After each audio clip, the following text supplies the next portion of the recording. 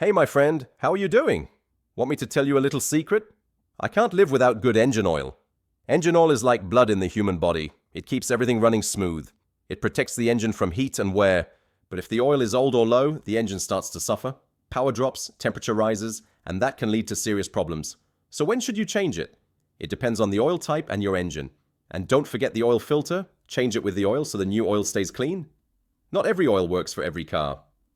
You have to choose the right oil and the right viscosity, just like the owner's manual says. Always remember, good oil means a happy engine, and a happy engine means your car lasts for years.